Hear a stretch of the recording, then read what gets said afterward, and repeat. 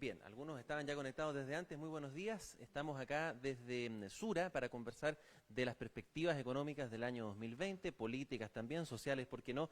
En este seminario que hemos denominado Cómo se viene 2020, junto al patrocinio, por cierto, de Sura y de la Asociación de Periodistas de Economía, y agradecemos también a los colegas acá presentes que están en esta mañana junto a nosotros y también quienes están conectados por el Facebook Live.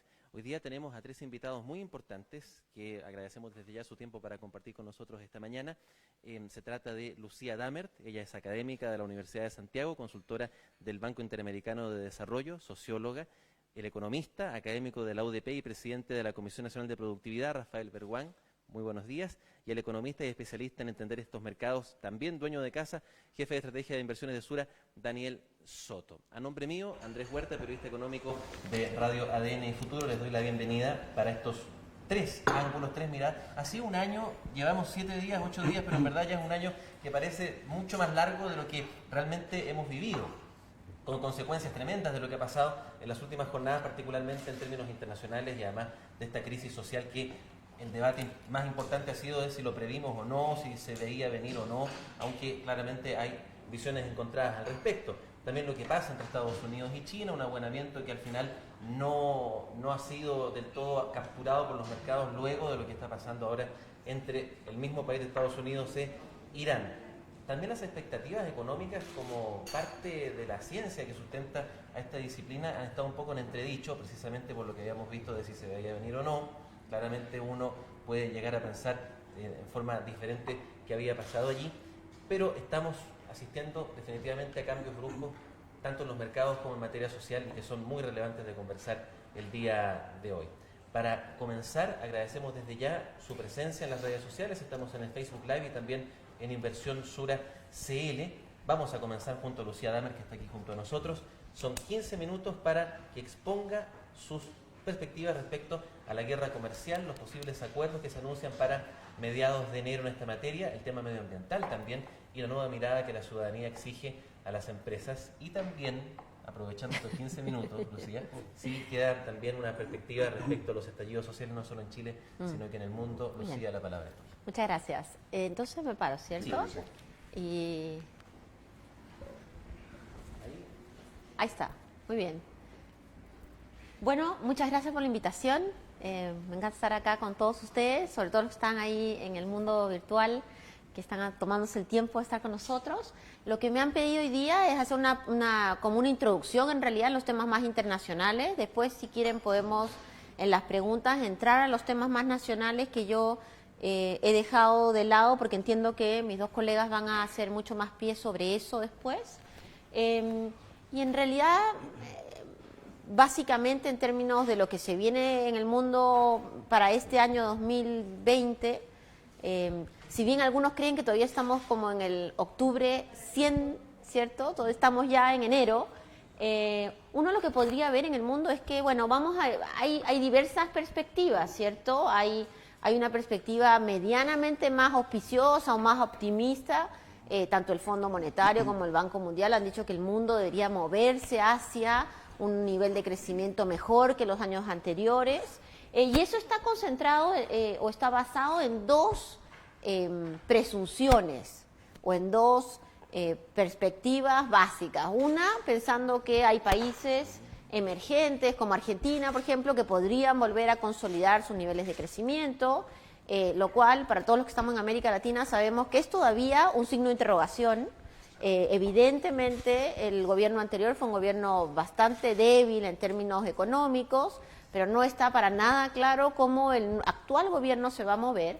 Y por otro lado, una limitación o un cierto acostumbramiento tanto del mercado como del movimiento, digamos, internacional respecto a esto que le llamamos los juegos o las artimañas políticas, ¿cierto?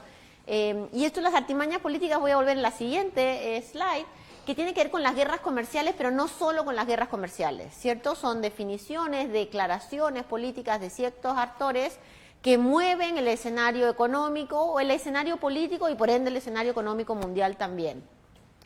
Evidentemente, cuando hablamos de la guerra comercial, si bien se ha firmado un pequeño avance entre China y Estados Unidos, yo creo que hay una cosa que tenemos que tener súper clara, y es que esta guerra no se ha terminado. es una guerra de vinculaciones o de aproximaciones sucesivas, se llamaría en el mundo de la defensa, ¿cierto? Va a seguir teniendo una relación muy compleja, por lo que vamos a ver después en términos de la agenda internacional y sobre todo la agenda electoral norteamericana, pero que además está vinculada a dos fenómenos. Uno, la percepción que hay en Estados Unidos de todo el espectro político, que la relación con China es una relación difícil de llevar. ¿Ah? Es decir, no porque cambie Donald Trump y llegue los demócratas, por ejemplo, la relación con China va a mejorar sustancialmente. Y por otro lado, del lado de los chinos, claro, los chinos están teniendo una relación con Estados Unidos, que es una relación también mediada por las dificultades que están teniendo para lograr esto que dijeron que iba a ser el 2020, el año donde se consolidaban como un país moderadamente próspero. Es decir, sacar a mucha gente de los niveles de pobreza, es decir, vincular a mucho más gente a un nivel de crecimiento mayor.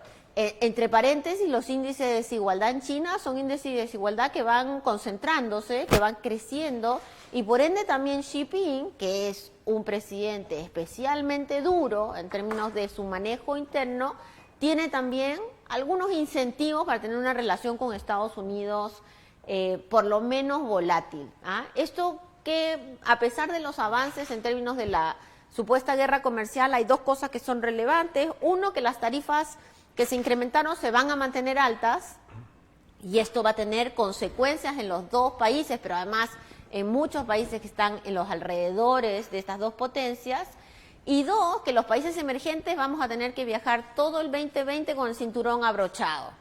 Es decir, las turbulencias económicas y políticas van a ser permanentes.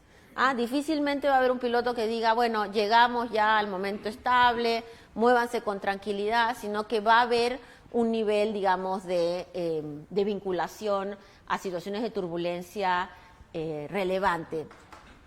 Y lo conversaba con mis colegas hace un minuto atrás y creo que es cada día más importante darnos cuenta de la importancia de la política para los temas económicos. Elegí una foto que es perfecta para el caso. La importancia de la política, porque a veces uno creía que la política era como esta música que está en el ascensor cuando uno sube, que acompaña pero que no es tan relevante en realidad para el movimiento del ascensor, pero lo que vemos hoy día en el mundo, y hace un rato atrás que lo venimos viendo en realidad, es que la política se torna clave.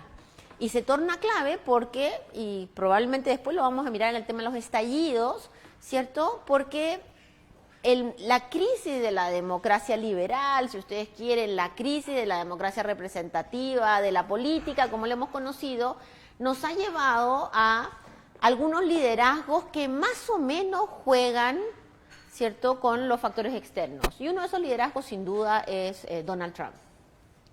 Y en ese sentido, el 2020 es en Estados Unidos un año electoral, principalmente. Por encima de cualquier cosa, es un año que está marcado por un calendario electoral. Prácticamente todos los meses tenemos el Super Tuesday en marzo, tenemos, digamos, diversos momentos de las internas demócratas y republicanas que se ven que van a ser muy difíciles, sobre todo, no tanto en términos de quién va a salir electo o no, pero sobre todo por la discusión que va a haber ahí. Cuando uno mira la discusión que hay en los demócratas, hay un grupo de gente que verdaderamente está planteando lo que en Chile llamaríamos cambios estructurales, ¿cierto? Y obviamente eso le va a venir muy bien a Donald Trump para decir que él está en contra del socialismo, que lo que quiere, digamos, es Make America Great Again, que todavía nadie sabe muy bien qué significa, pero que está claro que él va a culpar a agentes externos de por qué él no ha podido en estos 4 años Make America Great Again, ¿cierto? Ha avanzado un poco, pero efectivamente, mirando los datos un poco más desapasionadamente, uno podría decir, bueno, ¿qué está mostrando Donald Trump? Y la preocupación que muchos tenemos, dado que Donald Trump es muy bueno políticamente en apostar, ¿cierto?, en jugar, en decir, tiro la guerra comercial para ver cómo hacemos, y eso lo vemos clarísimo en la relación que ha tenido con México, ¿cierto?, donde la relación con México ha sido una relación de un póker bien complejo, ¿cierto? Yo apuesto 1, tú apuestas 2, yo me tiro a la mesa y vamos a ver cómo lo hacemos. ese tipo de juego político en este marco de estallidos sociales, de gobiernos débiles, en fin, puede generar y creo yo que podríamos esperar un permanente juego de ataques y enredos internacionales que evidentemente van a convertir a China en el chivo expiatorio de todos los problemas de Estados Unidos o de muchos de los problemas de Estados Unidos. No hay que olvidarse, y este es un tema político bien relevante, que Donald Trump, ahora que decidió hacer con, digamos, el ataque en Irán, le avisó primero a Putin y no a su Congreso. Esos son detalles que parecen que son menores, pero en realidad demuestran el nivel de crisis en la institucionalidad política norteamericana. Por ende, hay que estar preparados para una propuesta o un año electoral en Estados Unidos donde puede haber mucho más propuestas nacionalistas, de concentrar, digamos, el mercado interno, de concentrar las relaciones internas, y esto además trae de la mano una mayor erosión de los mecanismos multilaterales, entre ellos la Organización Mundial del Comercio. Si la Organización Mundial del Comercio se sigue erosionando, sigue siendo, digamos, cada vez más irrelevante, lo que vamos a tener son guerras de tarifas en diversos niveles, en relaciones bilaterales, no solamente de Estados Unidos, sino entre otros actores. Cuando uno habla de Naciones Unidas, y para muchos dicen, bueno, ¿para qué tener Naciones Unidas? ¿De qué sirven esos organismos? Es puro tomar café, como dice Donald Trump. En realidad no es puro tomar café, en realidad los países chicos como nosotros, ¿cierto? Los lugares del mundo que estamos en el sur, lo que se llama el sur global, nos viene muy bien tener organismos multilaterales para asegurarnos que las grandes potencias no hagan lo que se les dé la gana. Y lo que ha pasado estos últimos años es que había una erosión de las capacidades de lo multilateral, incluso en los temas económicos, por supuesto. Eso Estados Unidos. Por otro lado está Inglaterra, ¿cierto? Donde hay el Reino Unido, donde hay, después de mucho tiempo, finalmente está el Brexit. Y si bien no voy a hablar de los temas políticos, sí creo que se establecen dos momentos importantes. Uno, el 2020 es el año donde el Reino Unido tiene que llegar a un acuerdo, a definir los detalles y micro detalles de su acuerdo comercial con Estados Unidos. Y además con Europa. Y la pregunta es, ¿estos dos acuerdos comerciales van a ir en el mismo lugar? ¿O la relación del Reino Unido con Estados Unidos podría generar un problema en la relación del Reino Unido con Europa? Y por supuesto, ahí los europeos están jugando a ver de qué lado se queda, ¿cierto?, el Reino Unido y qué capacidades va a generar esto en el corto y mediano plazo. La percepción que hay política tampoco es muy positiva, porque también en el Reino Unido, digamos, los liderazgos se han licuado un poco, ¿cierto? Y las capacidades de conversación y entendimiento son menores. El tema de China, lo de Hong Kong no hay que dejarlo de lado. Lo que está pasando en Hong Kong es un estallido. Lo que pasa es que es distinto un estallido en un país de partido único, ¿cierto? Con unos niveles de control a todo, digamos, hay que mirar nomás lo que está pasando con el tema de la inteligencia artificial, de los controles en las calles, etcétera, para saber lo que significa eso. Y también está el tema de Taiwán, ¿cierto? Que hay elecciones prontamente y ahí esas dos cosas van a impactar China, pero, y seguramente después mis colegas economistas lo van a mirar con mucho más detalle, China tiene otros desafíos económicos enormes, además de los temas políticos. Los temas políticos, entre paréntesis, están, no digo resueltos, pero están andando por un camino cierto porque Xi Jinping probablemente es uno de los líderes más duros que ha tenido China en los últimos años. ¿Ah? No se olviden que tiene un proceso, digamos, de casi de presencia permanente, de controles completos, en fin. Finalmente, en Europa tenemos una situación bastante volátil de populismo y nacionalismos. Todos los que estudian, y lamentablemente lo hubiéramos visto acá en la COP25 si se hubiera hecho en Chile, pero todos los que estudian los fenómenos europeos y los fenómenos mundiales reconocen que lo que se viene en el mundo 2020 en adelante son grandes masas migratorias, ¿cierto? Lamentablemente, hoy día los migrantes van a empezar a migrar por primera vez en muchos años de países pobres a países pobres. porque lo que está pasando es que los países ricos están realmente poniendo unas barreras gigantes. Cuando Donald Trump hablaba de su muralla, lo hablaba no retóricamente, quería crear una pared, pero sí hay hoy día una muralla muy grande entre los países desarrollados y estas masas migratorias que se van a mover. Cuando uno mira los 10 países de mayor complejidad para el año 2020, por supuesto está Yemen, está el Congo, está Sudán, ciertos países donde porcentajes importantísimos de la población se quieren ir. Y la gran pregunta es cómo esta masa migratoria va a afectar los temas políticos y por ende los temas económicos en Europa. Quiero solamente acá dejar un punto que inicialmente en la presentación era como lo que puede llegar a pasar y hoy día es lo que está pasando, que es el tema geopolítico, ¿cierto? La relación entre Estados Unidos e Irán, qué es lo que va a pasar con Arabia Saudita en esta dificultad. Bien lo comentábamos con Daniel, el mundo estaba acostumbrado a una complejidad del mundo del Oriente Medio, pero la realidad es que hoy día tenemos dos elementos extra. Uno, que esta situación, cuando Irán dice nosotros hemos identificado creo que 52 puntos donde podríamos afectar intereses norteamericanos, lo dicen en el mundo entero.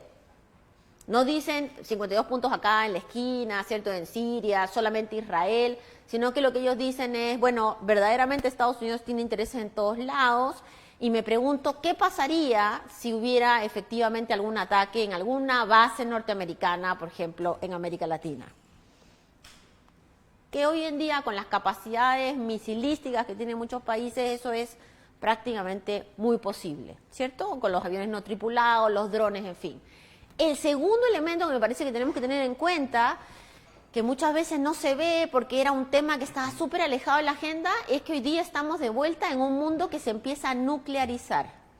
El Tratado de Desnuclearización Mundial está haciendo aguas y no está crítico, y esto está generando mayores niveles de incerteza en el mundo, mayores capacidades nucleares, lo cual va a traer, les puedo asegurar, en muchos países mayores niveles de inversión en temas de defensa, e incluso nos preguntamos qué va a pasar con nuestra región. Nuestra región es una de las pocas del mundo donde estamos libres de presencia de armas nucleares, pero con todo lo que está pasando, probablemente si el presidente Bolsonaro decidiera dar un golpe en la cátedra y decir, bueno, dado que pareciera que hoy día lo más importante para mantener el país protegido es tener un arma nuclear, vamos por ahí, me pregunto qué harían los otros países vecinos, ¿cierto? ¿Dónde estaría el balance nuclear? Y esto no es menor porque es mucho dinero que se tiene que sacar de alguna parte para financiar el tema militar. Ahora, si vamos a América Latina, bueno, en América Latina tenemos un problema bastante grande que ya supera lo económico, lo aprendimos el año pasado con creces, ¿cierto? Lo veníamos discutiendo. Y este problema no solo tiene que ver, digamos, con los problemas del fin del boom de los commodities. Yo personalmente no creo que sea gente que se frustró porque quería comprarse un auto y ahora no lo puede cambiar. Yo creo que hay problemas estructurales profundos en nuestras sociedades y Chile no es una excepción. Cuando uno mira que el 50% de la población en Chile gana menos de 400.000 pesos, nos estamos dando cuenta de una realidad interesante. Hoy día en la mañana escuchaba en la radio a la ministra de Trabajo, y la ministra de Trabajo parte diciendo, después de haber estado en una interpelación, ¿no? Ella parte diciendo, el gran problema de Chile es que la gente gana muy poco. Y me pareció muy interesante porque hace, pongámosle 5 meses, el discurso nacional era que estábamos al borde de ser un país desarrollado y que el ingreso promedio era $25.000 al año. O sea, había otra narrativa, no sé si se acuerdan. El cambio de narrativa es una cosa muy llamativa, que me imagino que a todos ustedes que son periodistas en estos temas deben de estar además muy interesados en revisar todo lo que se ha dicho y cómo se ha dicho. Hay en América Latina una situación de malestar, una sensación creciente de discriminación, de injusticia. Hay una erosión de los conceptos básicos de la vida social, sin duda. Esto está vinculado con varias cosas. y probablemente me pasaría todo el día con esta vista tan bonita explicándolo, pero yo diría tres primeras. La primera es que hay una crisis de la política. La política se elitizó en América Latina, son muy pocos los que nos gobiernan, los pocos que nos gobiernan viven en unas burbujas muy chiquititas, entonces se autorreproducen en su percepción de bienestar y además, segundo, hay un aumento en los niveles de corrupción evidentes por lo pronto. Yo creo que es difícil decir si antes el mundo político era más corrupto que hoy, pero hoy día, después de Odebrecht, etcétera, etcétera, etcétera, en América Latina, pero en Chile también, ¿cierto? Después de todas las cosas que hemos conocido, la ciudadanía siente que la política es no solamente es una burbuja alejada, sino que es una burbuja, y este es el tercer factor, impune. Y eso ha generado entonces que se generen enormes niveles de desconfianza, la sensación profunda de corrupción e ineficiencia, y esta percepción, digamos, de que la política no vale nada. Cuando uno dice la política no vale nada, en algunos países deriva en Bolsonaro, ¿cierto? Uno dice, bueno, no, la política no vale nada, entonces lo que hay que hacer es elegir a un outsider para ver si el outsider hace algo. En otros países deriva en otras cosas, ¿cierto? Deriva en, bueno, que salgan los militares, que cierren el Congreso. Yo podría mostrarles cientos de fotos de organizaciones sociales en muchos países de América Latina donde la gente dice, ¿para qué tener política? ¿Para qué tener legislativo? Entonces, realmente la crisis de la calidad de la democracia es muy importante. Yo diría que uno de los factores relevantes, más allá de las situaciones de estallido que vamos a ver al final, en la región va a seguir siendo Venezuela. Probablemente cuando uno mira en el mundo los outlooks económicos y políticos mundiales, al lado de Yemen, del Congo, de Sudán, aparece Venezuela. Y ese es un problema que nos tenemos que hacer cargo porque está en nuestro vecindario, porque ya han salido más de 4 millones de personas y lo que se estima es que van a salir 3 millones más, porque ahí lo que hay es una situación de una crisis humanitaria profunda que nos va a impactar de una forma o de otra, ya sea por el tema de la migración, ya sea por la crisis humanitaria a la que vamos a tener que responder, pero también por la posible conflicto que se va a generar con Colombia. La relación Venezuela-Colombia es algo que tenemos que estar muy atentos, y aquellos que van a invertir en Colombia tienen que estar muy atentos, además de la crisis que está viviendo hoy día el proceso colombiano. Si uno mira desapasionadamente a América Latina, probablemente uno de los países más complejos es Colombia, donde el fenómeno, digamos, el fin de la guerra está en duda, donde las organizaciones criminales están cada vez más fuertes, donde las organizaciones de crimen organizado están cada vez más fuertes, y ahí es un tema que hay que mirar. Esta crisis humanitaria nos va a llevar a responder, pero de nuevo, como decía al comienzo, hay una situación, digamos, de una percepción de multilateral en América Latina también crítica. Entonces, ¿cuál es la respuesta a Venezuela? Está claro que no fue ir a Cúcuta, ¿cierto? Porque no funcionó necesariamente. La respuesta a Venezuela es apoyar lo que hacía el presidente Trump sobre Venezuela. No sabemos tampoco. Hay un par de actores latinoamericanos que todavía están en duda. Uno es el presidente de México, Andrés Manuel López Obrador, que sigue mirando para adentro. Andrés Manuel López Obrador es un poco Make México Great Again, ¿cierto? Él está mirando para adentro. De hecho, el presidente dijo que él no viajaba a ningún lado fuera de México, y no lo va a hacer, porque lo que le interesa es México para los mexicanos. Y ese es un problema para América Latina, porque en el fondo, ¿quién es nuestro líder regional hoy? Difícil identificarlo, ¿cierto? En términos económicos podría ser Brasil, pero ¿quién se va a poner detrás de Bolsonaro, que un día dice que está bien que maten a los criminales sin preguntarle, y otro día le dice a un periodista que tiene cara de homosexual, que eso pasó la semana pasada, a razón de nadie sabe qué, ¿cierto? Nadie se va a poner detrás de Bolsonaro. Está Alberto Fernández en Argentina, pero tiene sus propios demonios que dominar. Entonces, verdaderamente la situación latinoamericana en términos políticos está difícil. Y acá empieza esta última partecita que tiene que ver con lo que en Chile se ha denominado el estallido. Y bueno, hemos ido generando una marca y se llama estallido en todos lados. Ahora, dos cosas. Uno, lo que ha pasado en América Latina es muy distinto de país en país. ¿Ah?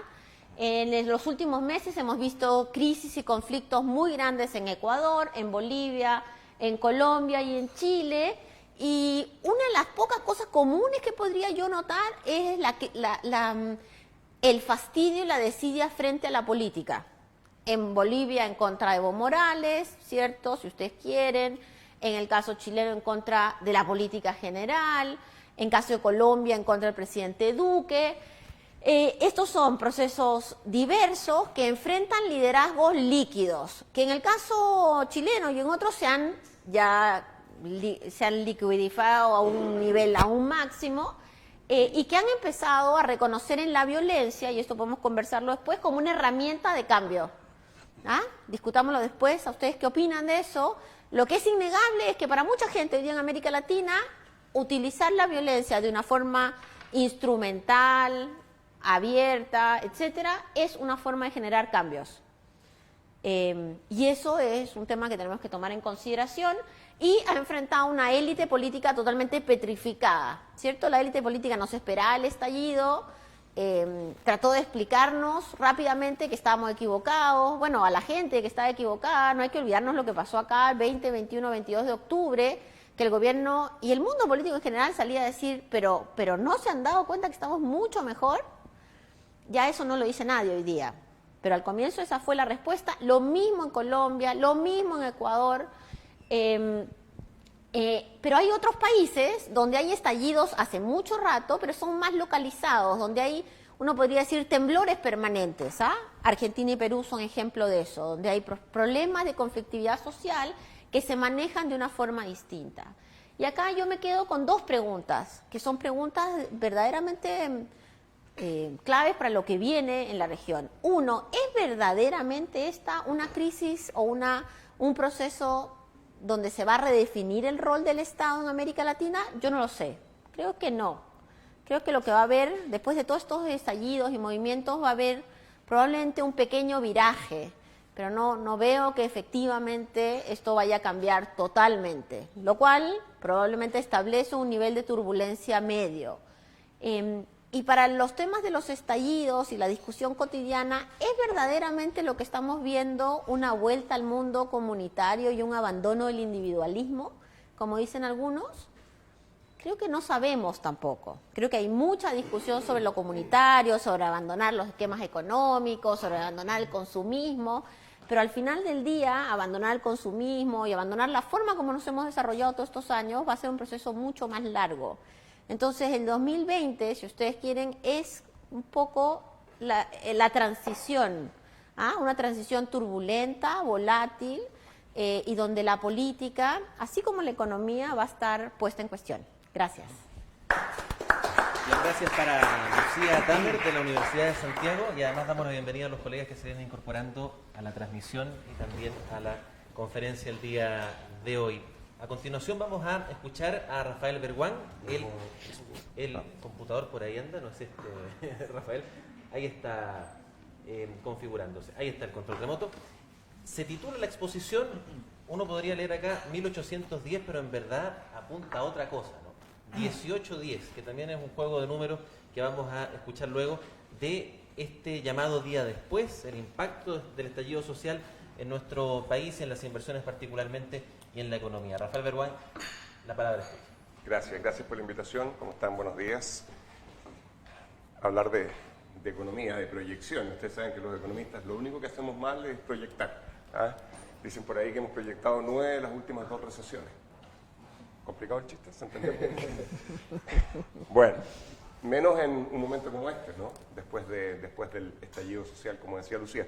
Yo en realidad, más que proyecciones, lo que quiero hacer es aprovechar que estoy entre la mirada, si tú quieres, desde la política y la sociología, y la mirada desde la economía en el día a día, con el mercado financiero, que es tan importante, para tratar de hacer, son un poquito pretenciosos, pero tratar de plantear algunos comentarios que van a ser optimistas, más bien propositivos, que hacen un link entre política y economía.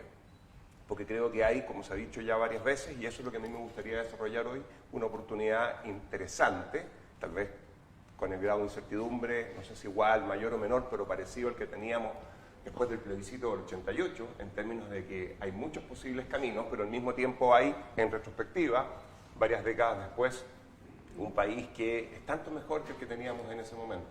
Y creo que están dadas las condiciones, con riesgo, como siempre, cuando uno enfrenta escenarios que son potencialmente muy exitosos, pero están dadas las condiciones de que en 30 años más miremos para atrás y digamos un poquito más viejos, esta cosa es tanto mejor que lo que teníamos en el 2020.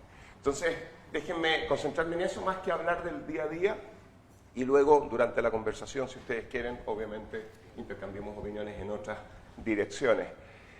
Muy rápido, decía yo que miro esto con optimismo, la idea de luz al final del túnel, claro. El riel, eso sí, no es derechito, hay curvas, y alguien me decía el otro día, y puede ser un tren que viene en contra, por supuesto. El escenario puede ser complicado, pero quiero insistir en que yo quiero con ustedes compartir una visión un poquito estructural en términos de dónde estamos, contexto y a dónde podríamos llegar, y qué necesitamos para eso, para que ese sea la luz al final del túnel de un país mucho mejor y no un tren que viene en contra. Me gusta partir por esto, en términos de qué es lo que tienen los economistas. No sé, bueno, sí, gracias, te pasaste. En términos de qué es lo que tenemos los economistas, me dijeron que me lo pusieron en el bolsillo, pero no me gusta el bolsillo. ¿Te fijas? El bolsillo está apretado. Hay que estar dispuesto a asumir riesgos, para verse mejor. Esta figura lo que tiene es información, la última disponible del Fondo Monetario Internacional. Vamos a poner el Siri, me está diciendo algunas cosas, vamos a poner el cronómetro. Partió el tiempo los 15 minutos ahora. Estos son los 192 países que publica el Fondo Monetario Internacional. Son sus niveles de ingreso per cápita, la métrica que usamos los economistas para definir desarrollo, una mirada muy restringida. Bueno, todas las disciplinas tienen una mirada restringida a la realidad, pero termina siendo importante por un montón de razones sociales. Pero lo que quiero hacer aquí, más que entrar en esa discusión, es ordenar a los países del mundo y recordarles, algo que se ha dicho hasta el cansancio, pero que no por eso es falso, que Chile es un país que está exactamente a mitad de camino del desarrollo. Los países más pobres tienen más o menos $2.000 per cápita. Aquí resultó ser Ruanda. Estoy pensando, como dicen los estadísticos, en el país que está en el percentil 10 y 90 para limpiar las colas de la distribución. Los países más pobres tienen $2.000. Los países más ricos resultó ser Australia, podría ser Canadá, Alemania, tienen del orden de $50.000. Nosotros estamos entre 20 y 25. Estamos exactamente a mitad de camino al desarrollo. Lo que dice la literatura de desarrollo económico es que lo que tú necesitas para dejar de ser un país de ingreso medio bajo y transformarte en uno de ingreso medio alto es distinto. En esta parte del camino al desarrollo el desafío es cuantitativo.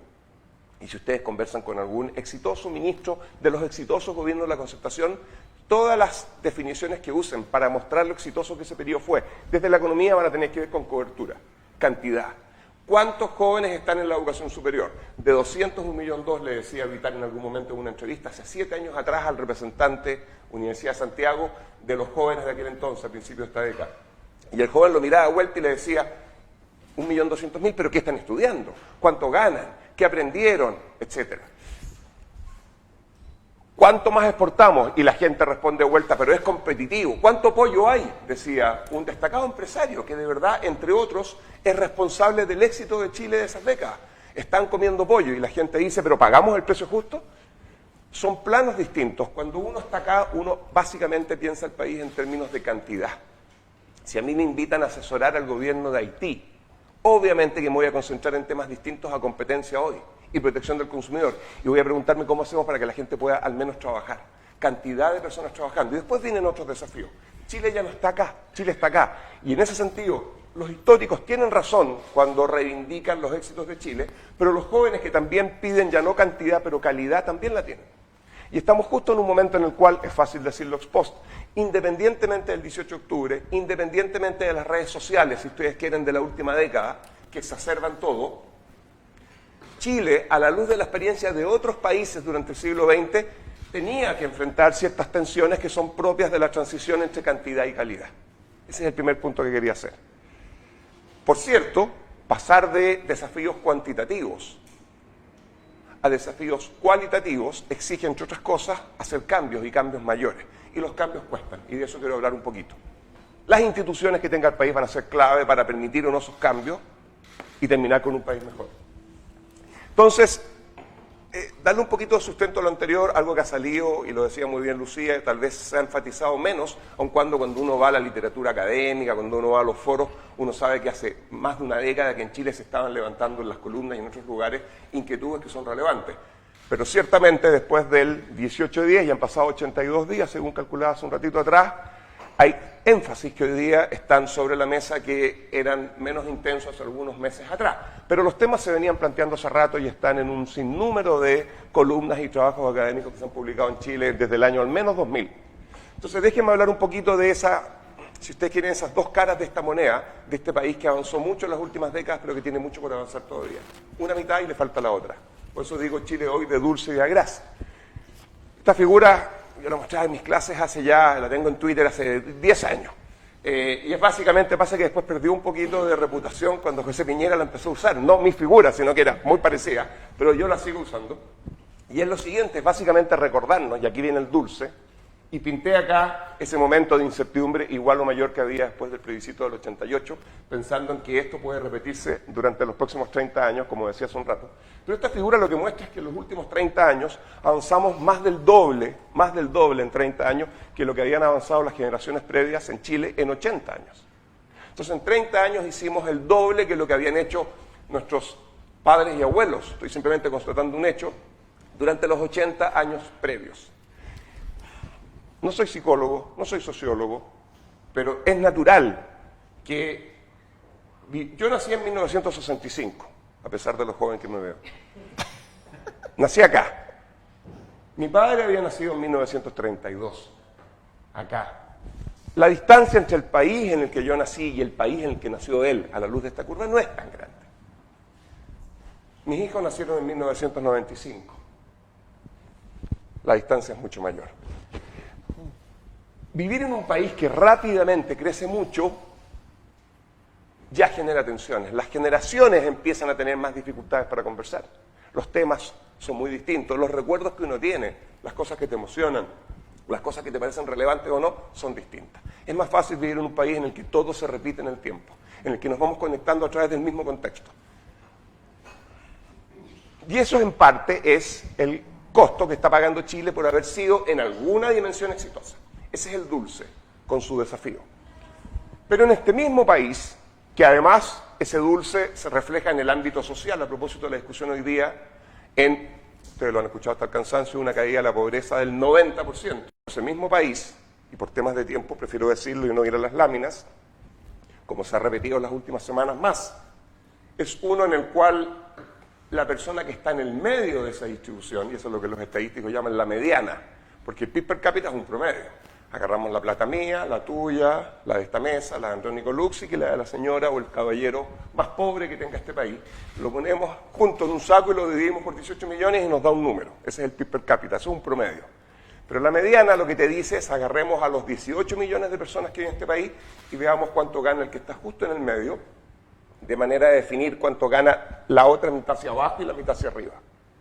Esa mediana hoy día en Chile, en ese mismo país que es de ingreso medio alto, con $25.000 per cápita, o sea, más o menos un promedio de $2.000 al mes, 1.400.000 pesos promedio, en ese mismo país la persona mediana, si tú te la encontraras en la calle, gana 400.000 pesos. Entonces, 50% de la gente que vive en este país gana 400.000 pesos o menos. ¿Me explico? Eso es verdad. También es verdad que el país pasó de ser esto a eso. También es verdad que es uno de los pocos países que creció tanto en tan poco tiempo, con las tensiones que eso genera. Pero también es verdad que la mitad de la gente gana plata de hoy, CACEN, 400.000 pesos o menos.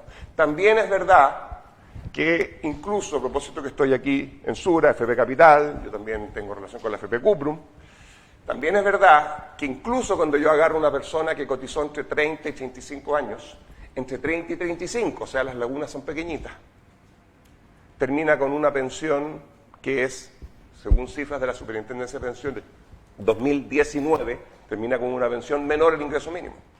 Habiendo cotizado, la persona promedio que cotizó entre 30 y 35 años tiene una pensión menor al ingreso mínimo.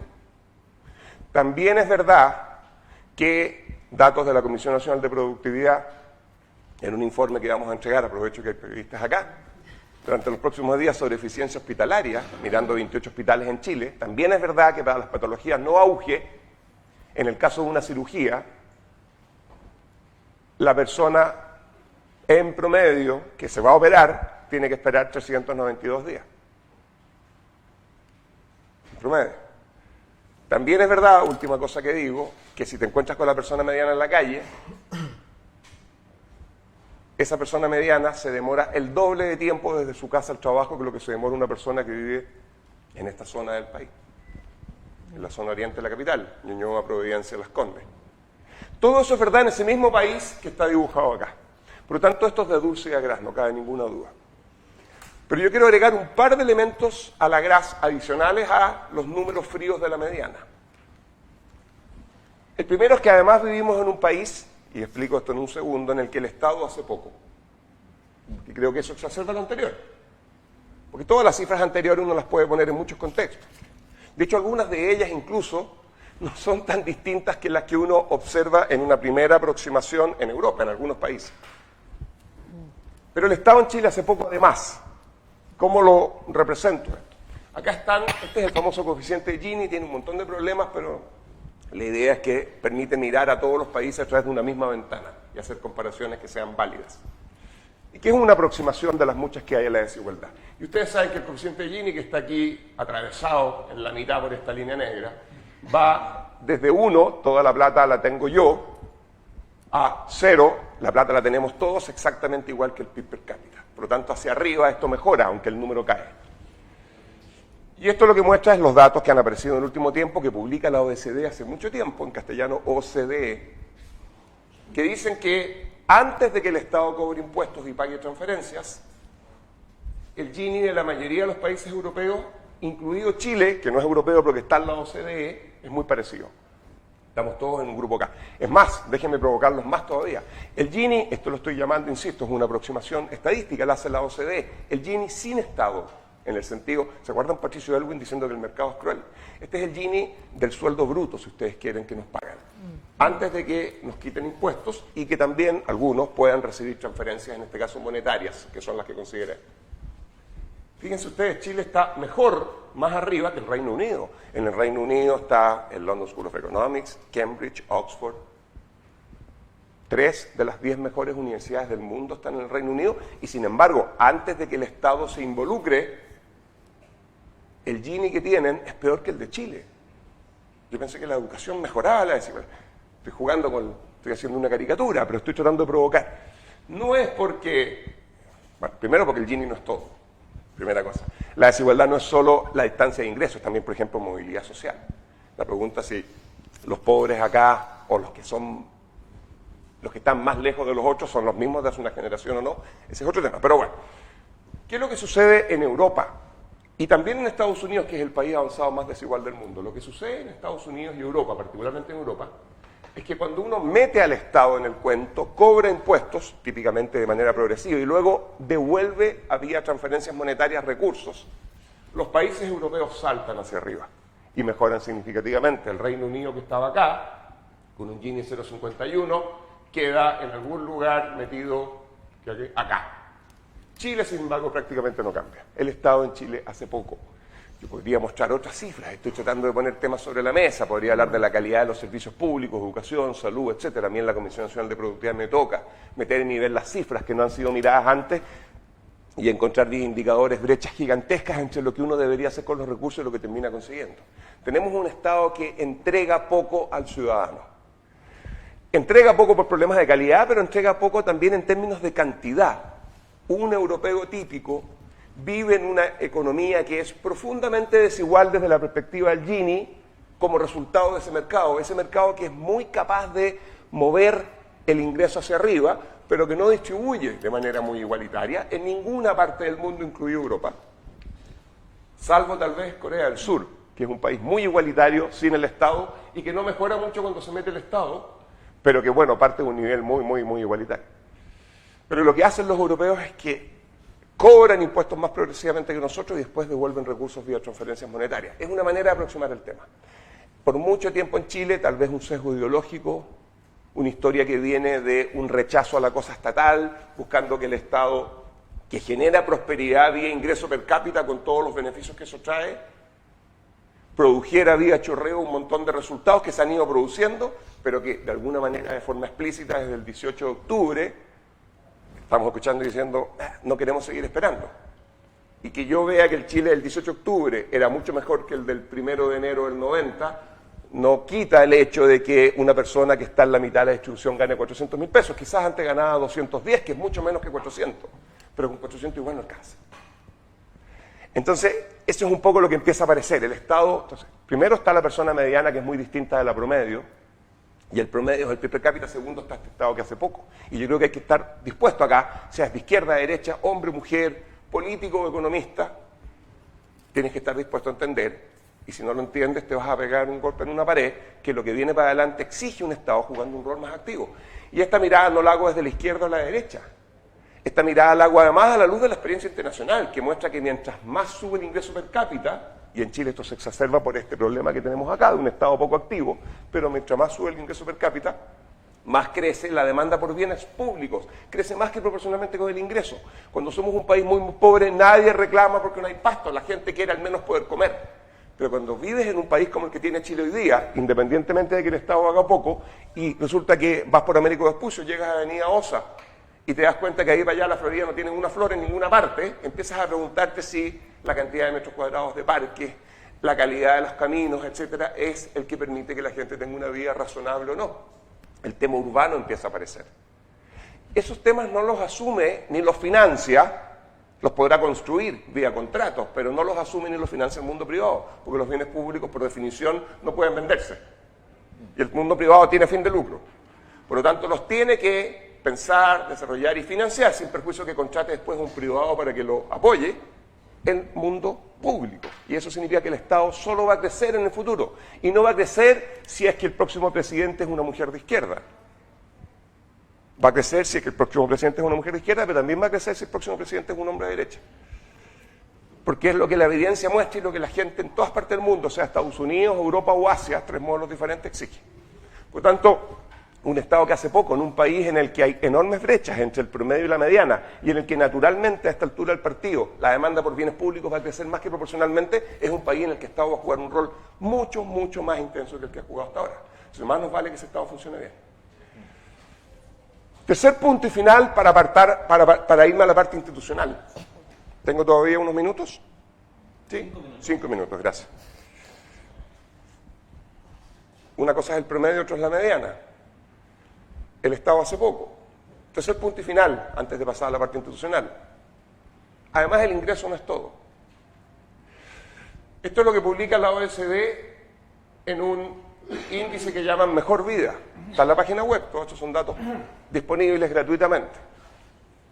Y lo que hace es ordenar a todos los países de ese grupo, 37, pero en función de criterios que uno solo de los 11, son 11, uno solo de ellos tiene que ir con ingreso. Hasta acá uno muchas veces ha contado y ha dicho, oye, está bien, Chile no será perfecto, no es Europa, pero es el mejor país de América Latina. Y de eso lo hemos escuchado y es verdad en términos de ingreso per cápita. Ahora Panamá nos superó un poquito.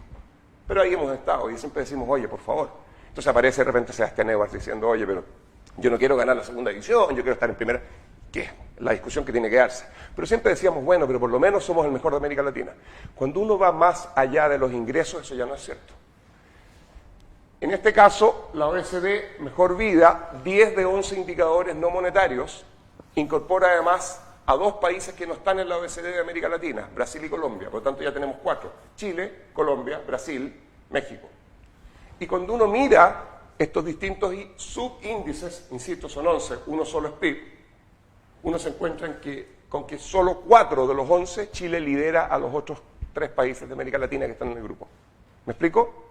O sea, cuando uno va más allá del ingreso, además, tenemos una brecha de un país que hace poco, de un Estado que hace poco, y además cuando nos empezamos a mirar más allá del ingreso, en cosas como seguridad, sensación de pertenencia, calidad del entorno urbano, compromiso con la política, sentido de pertenencia, son todas, muchas de ellas cosas bien cualitativas.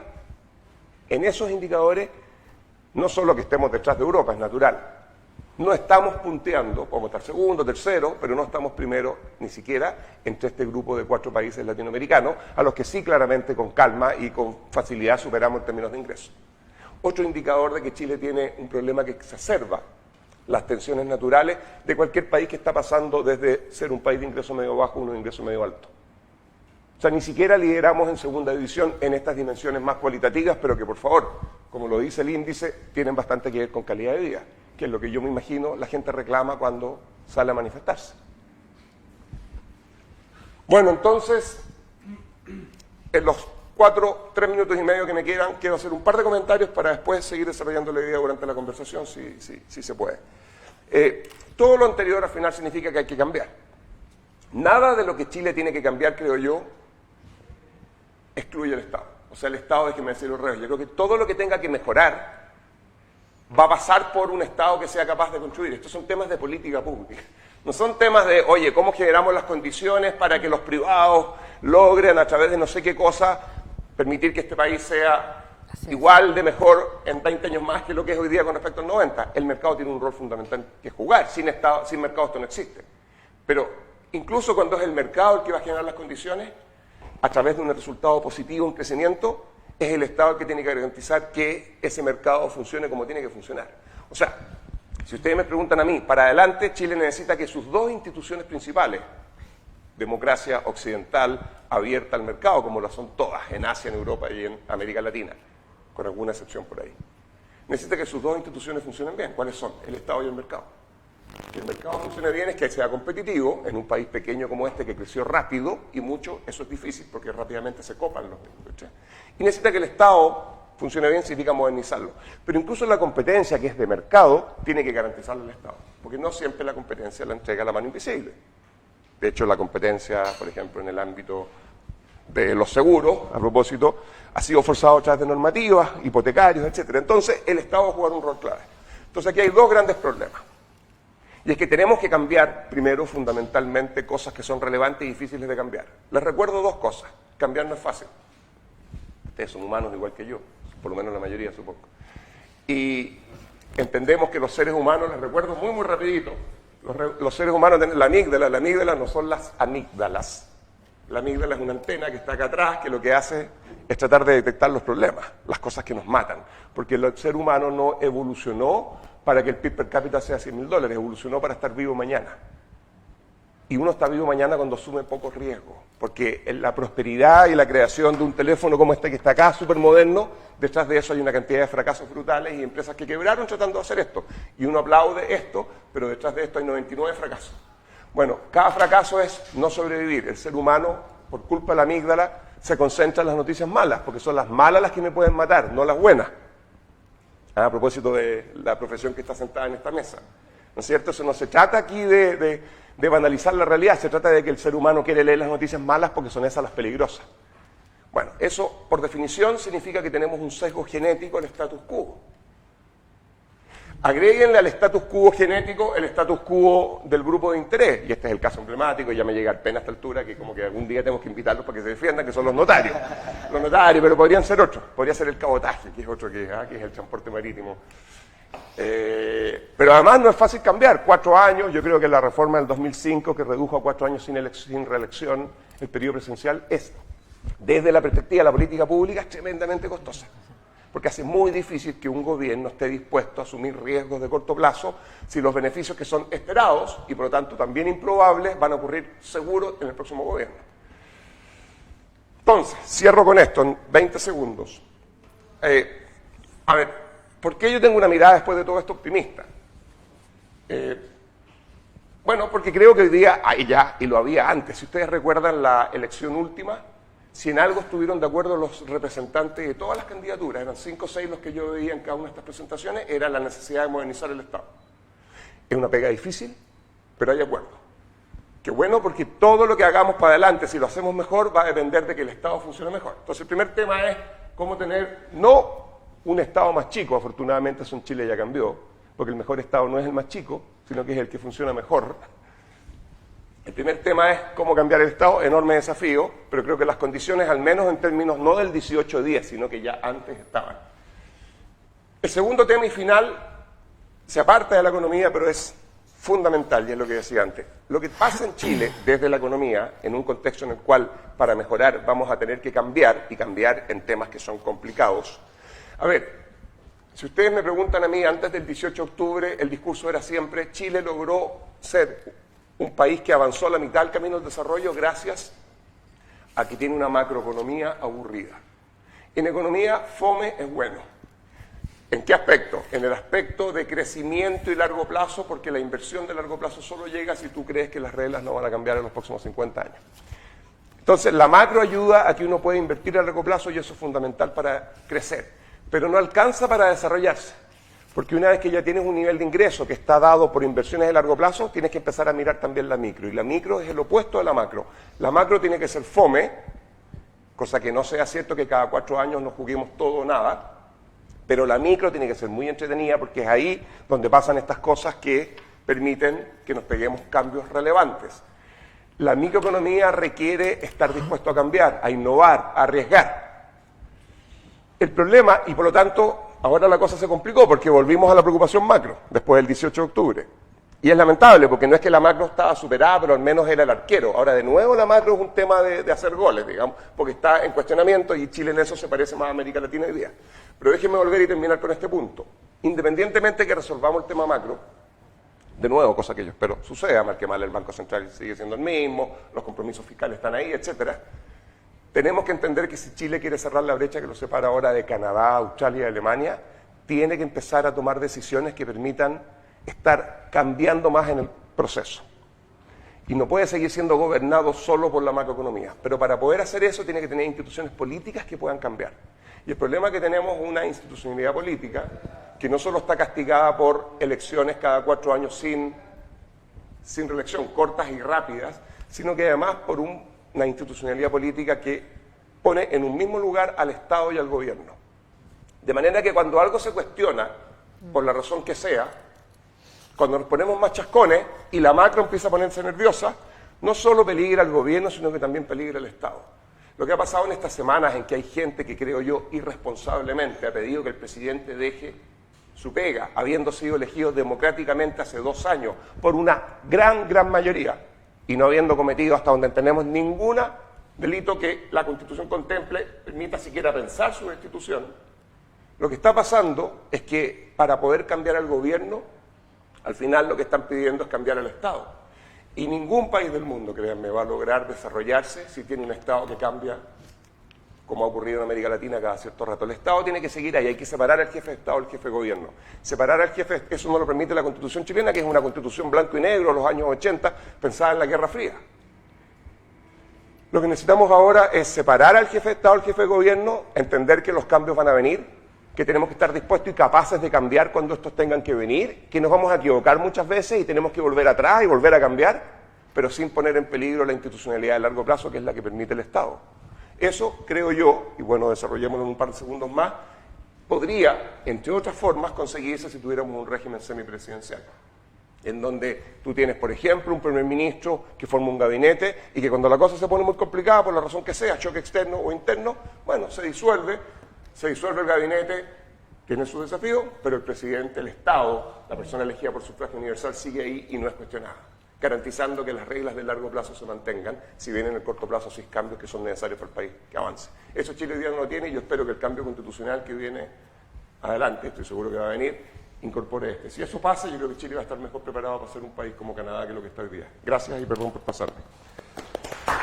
Rafael Berguán, ustedes lo escuchaban, presidente de la Comisión Nacional de Productividad. Estamos viendo cómo viene el año 2020 y a continuación lo haremos con el dueño de casa, Daniel Soto, fuente habitual para todos nosotros en las notas económicas que realizamos en materia de inversiones, donde fijarnos en la hora de ver, por ejemplo, qué va a pasar con la renta variable, la renta fija. Daniel, tu exposición a partir de ahora. Bueno, mi exposición es mucho más banal que lo elevado que fue la exposición de Lucía y Rafael. Un poco para ver qué es lo que ha pasado en 2020, es bueno ver qué es lo que ha pasado o qué estaba pasando durante gran parte del 2019. Y esta es la figura que era la más preocupante. Las líneas que ustedes ven ahí es la producción industrial de Estados Unidos, la eurozona, Japón y mercados emergentes. Estábamos viendo una desaceleración generalizada, en la también decayendo súper fuerte. ¿Okay? Entonces teníamos por un lado el tema de la producción industrial, de la actividad cayendo, el comercio mundial también estaba cayendo, y aparte estaban todos estos conflictos en la mesa que eran terribles. La guerra comercial, qué es lo que iba a pasar acá, el conflicto de Irán, que ahora renació un poquito más, y también el tema del Brexit, que fue súper importante durante el año 2019. Entonces acá nosotros, si uno se queda con esta figura, uno dice, bueno, ¿invertimos en acciones o no invertimos en acciones? Dice, no invertimos en acciones. El problema es que las acciones están haciendo esto. Saquen a Lipsa esto, ¿no? Pero quédense acá con Estados Unidos, Europa y los mercados emergentes. Estas son rentabilidades en pesos, pero en dólares y en moneda de origen también eran muy altas. El año 2019 fue un año tremendo para la renta variable, no solo con respecto a la década, sino en términos históricos. ¿Ok? Entonces teníamos acá, los analistas en general teníamos un tremendo dilema. Y era que por una parte, los indicadores económicos se iban hacia abajo, pero la renta variable estaba yéndose hacia arriba. Y uno decía, ¿qué es lo que está pasando acá, básicamente? Los pesimistas decían, esto se va a una recesión mundial, por lo tanto yo me refugio en renta fija. Los que eran más optimistas decían, no, esta situación se va a mejorar, por lo tanto yo voy a invertir en renta variable. Y pasaba mucho eso. Y nosotros decíamos, ¿qué es lo que está pasando con las acciones globales que finalmente están subiendo y que no están tomando en cuenta lo que está pasando con los datos de producción industrial o los datos de manufactura? Entonces decíamos, ¿qué es lo que está pasando ahora? Y acá, y yo creo que esto es algo que pasó en la década, vemos que los bancos centrales están tremendamente comprometidos con el crecimiento global. ¿Okay? Acá hubo una vuelta de chaqueta por parte de la Reserva Federal durante el año 2019 que fue impresionante. O sea, tuvimos recortes de tasas de interés cuando ellos mismos dijeron a finales del año 2018 que el escenario para el 2019 era subir las tasas de interés. ¿Okay? Eso es una ayuda tremenda. Este es el banco central más importante del mundo. ¿Okay? Y sobre todo, que reinició su programa de compra de activos, los llamados quantitative easing. ¿Cuánto es esto acá más o menos? Esta lineecita de acá, que empezó aproximadamente en agosto, esos son aproximadamente 300.000 millones de dólares. ¿Sabes? Ese es el PIB de Chile. ¿Okay? Como para que se hagan una idea. Salió a comprar el PIB de Chile en vuelo, básicamente. ¿Okay? ¿Esto para qué? Para estimular la economía. ¿Esto para qué? Para estimular la economía. ¿Qué está haciendo otro banco central súper importante en el mundo? El Banco Central de China, rebajando las reservas de requerimiento bancario, que es otra herramienta que tiene el Banco Central para poder estimular la economía. Y los chinos también hicieron algo aparte de la política monetaria, porque la Reserva Federal es obviamente política monetaria, el Banco Central de China también es política monetaria, pero acá lo que estábamos viendo en China era que también el gobierno se estaba poniendo con aumento en el gasto fiscal, que es algo que los chinos pueden hacer, parece que ad infinitum, ¿no? Así como, digamos, hay otros países que también puede ser, Japón, también se dice que Estados Unidos también puede llegar a hacerlo, pero está claro que los chinos en ese sentido no tienen problemas y tienen muchos gaps en la parte de infraestructura en donde pueden ir a, digamos, a gastar plata y con este mecanismo finalmente empezar a estimular la economía. ¿Qué es lo que hizo el Banco Central Europeo?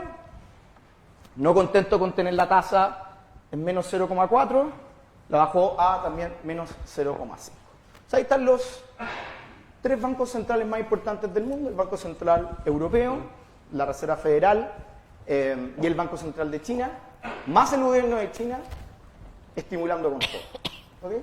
Entonces lo que nosotros nos mirábamos las caras era finalmente si es que la renta variable tenía razón en que todos estos estímulos finalmente le iban a llegar a la economía y íbamos a tener un rebote en la actividad. ¿Okay?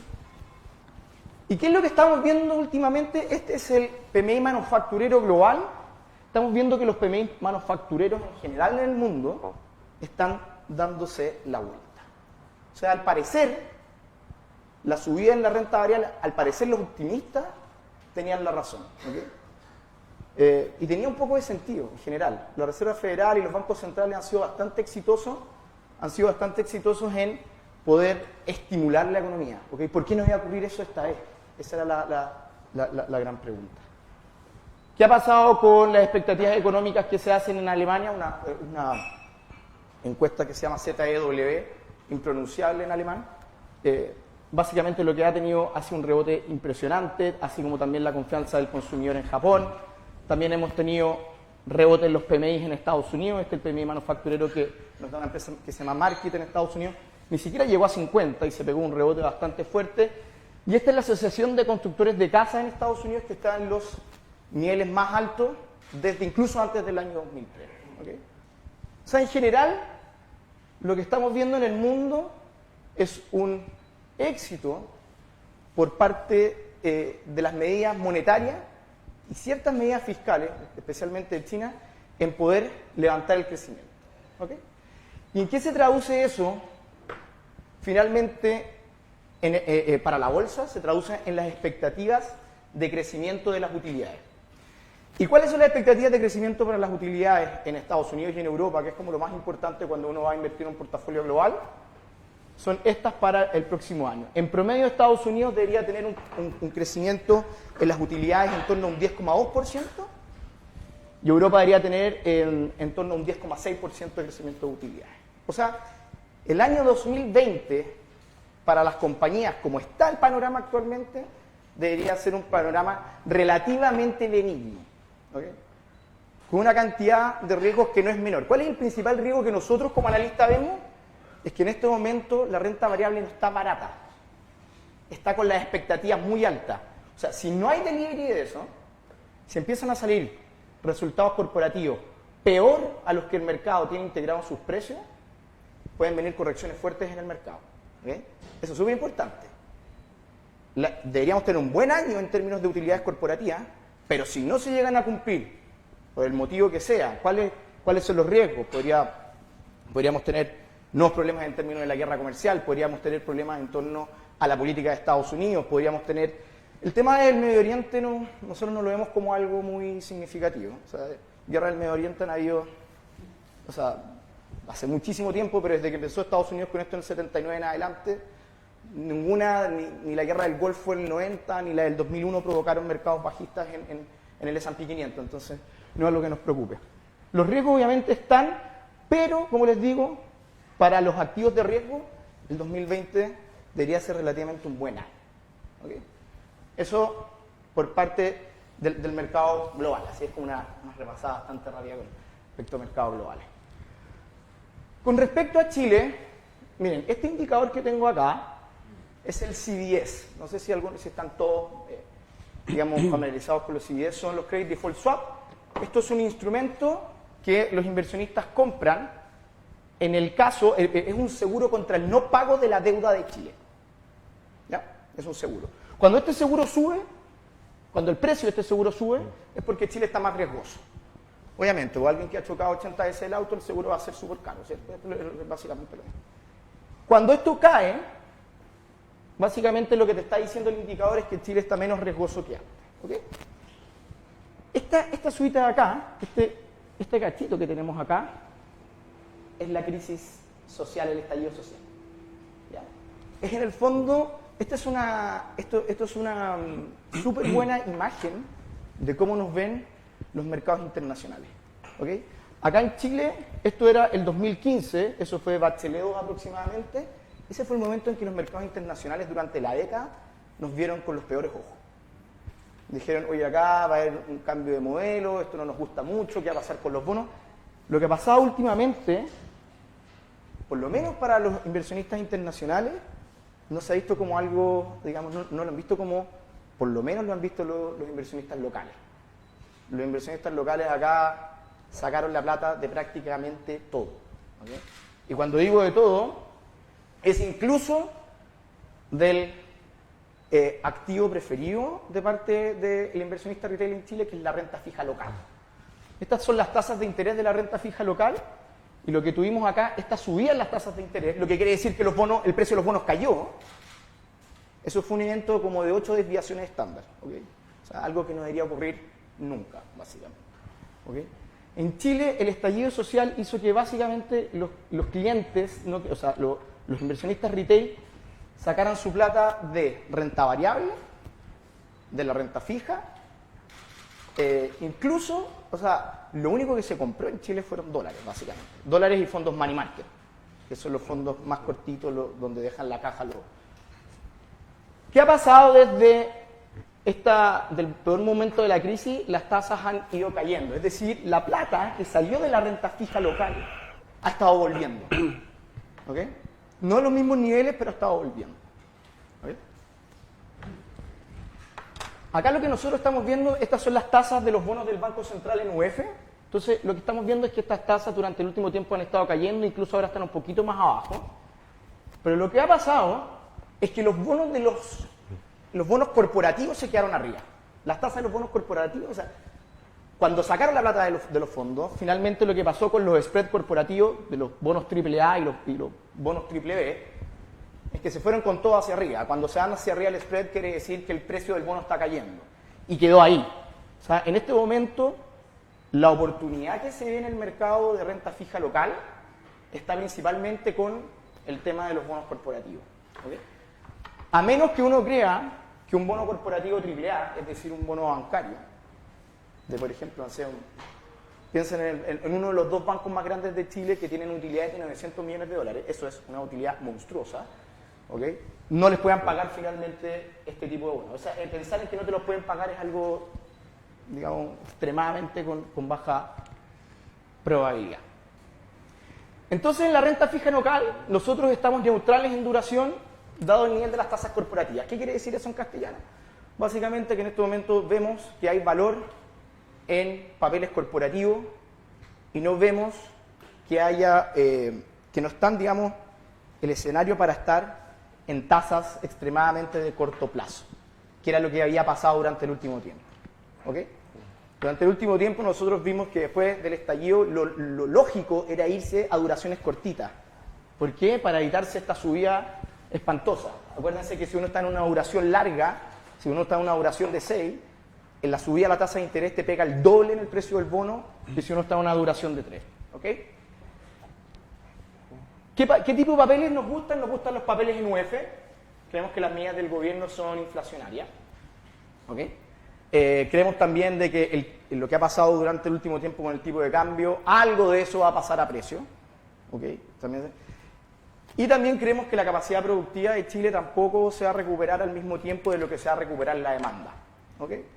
En ese sentido, las panaderías, así es que antes habían 2 panaderías y estaba la gente comprando las 2 panaderías, ahora sí hay una sola, obviamente ese panadero va a tener un incentivo a aumentar el precio. ¿Ok? Y eso se ha ido viendo a poco, no ha sido tan fuerte, pero se ha ido viendo a poco. Y lo más importante, ¿en qué medida nosotros nos iríamos corto en duración? ¿En qué medida nosotros, para los clientes que invierten en renta fija, les diríamos, vaya y refúgiese? Si es que nosotros esperamos un nuevo evento como el del 18 de noviembre. ¿Okay?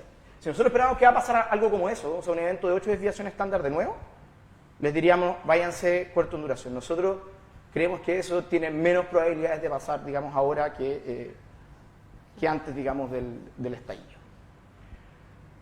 Por último, para la renta fija global, para la renta variable chilena, nada que renta fija global, la renta variable chilena, uno en Bloomberg puede hacer el gráfico, antes por lo menos, podía hacer el gráfico y entretenerse a todo y poner todas las bolsas del mundo, las que quisiera, ¿okay? Durante este año y desde febrero del 2018, que es cuando partió la guerra comercial. Y Chile siempre queda último, siempre queda acá.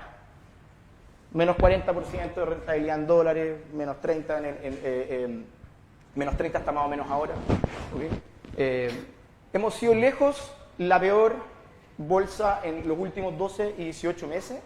Eso tiene que ver por 2 cosas. Uno, porque éramos la segunda economía que más se podía afectar con el tema de la guerra comercial. Y cuando el tema de la guerra comercial cuando iban a venir acá a firmar el tema, ¿se acuerdan que iban a firmar acá el tratado en la COP25? En la PEC. Y claro, en la PEC, perdón, nada que ver la COP25, en la PEC. Se nos cayó eso, digamos. Y el escenario internacional empezó a mejorar y el de nosotros empeoró con todo. O sea, tuvimos los inversionistas que tienen sus platas en renta variable local tuvieron una mala suerte impresionante en ese sentido. ¿Okay? ¿Y qué es lo que nosotros creemos que aquí debería pasar para adelante? Estos son 2 indicadores de evaluación de la bolsa local.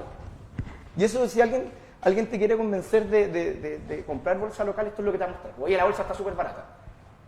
El problema es que lo barato puede seguir estando barato mucho rato. Ese es el gran problema.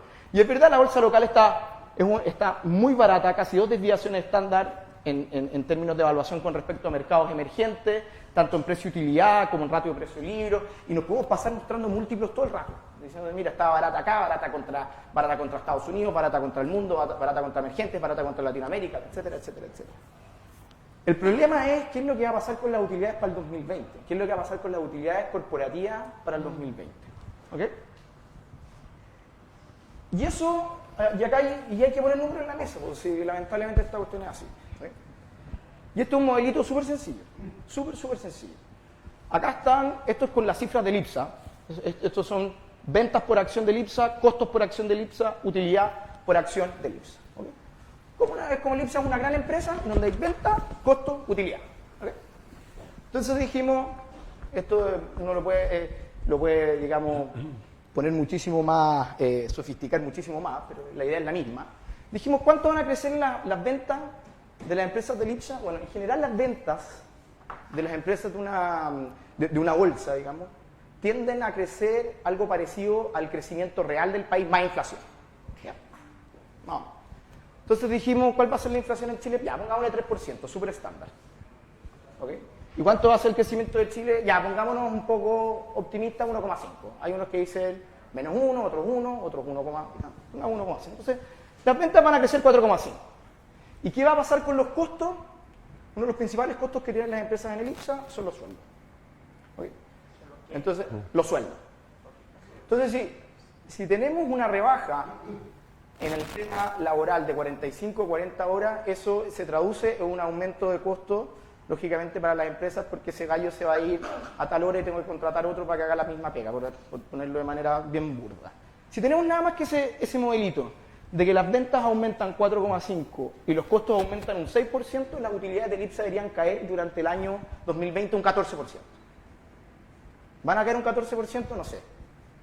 Solamente estoy diciendo que esto te da una idea de que uno debería subponderar las acciones locales en el año 2020, o por lo menos en el primer trimestre.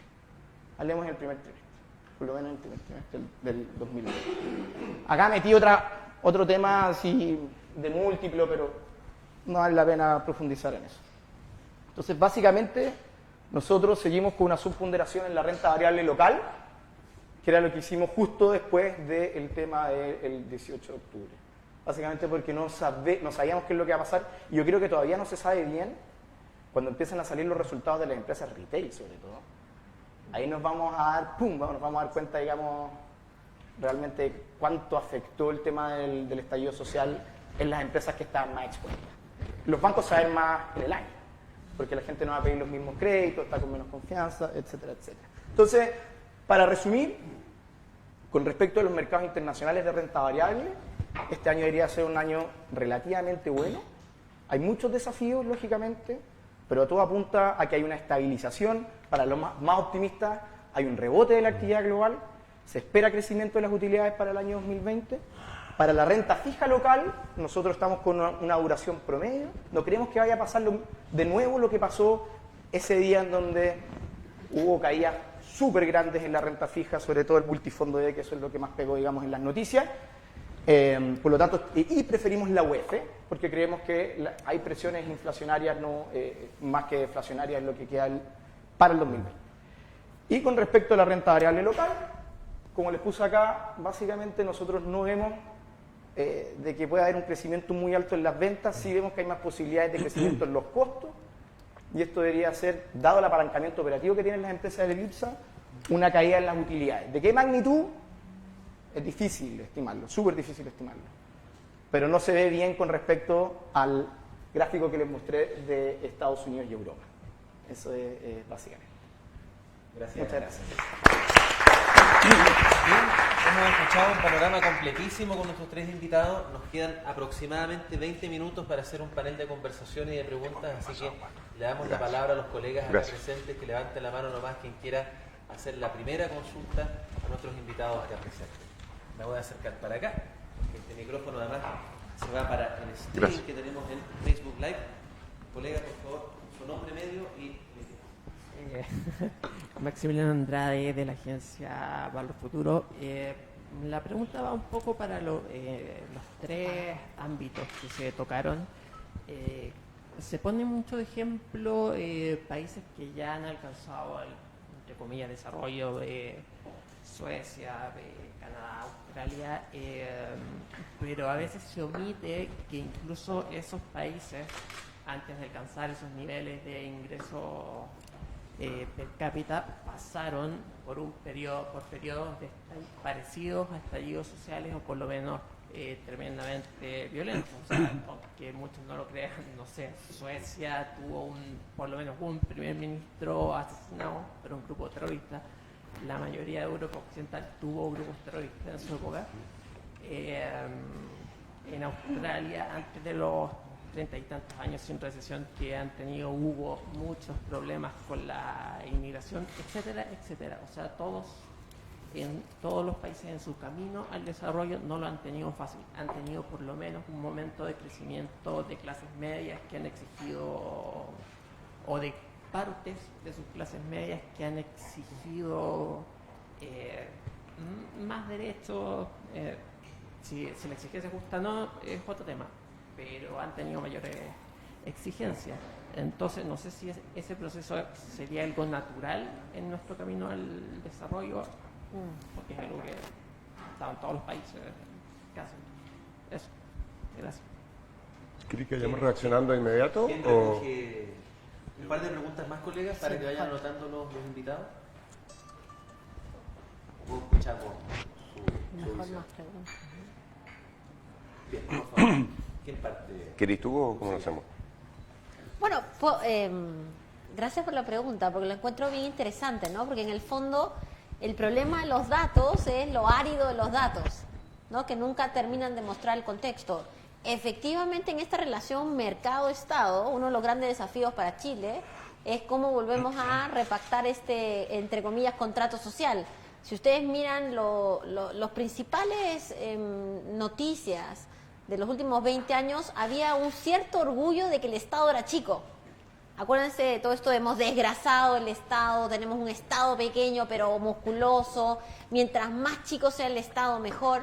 Bueno, eso tiene que cambiar, y yo creo que ha cambiado en muchos países, en muchos países donde efectivamente, y en muchos de ellos, tú tienes razón, han habido procesos incluso violentos, ¿cierto?, para la redefinición en esta relación Estado-mercado.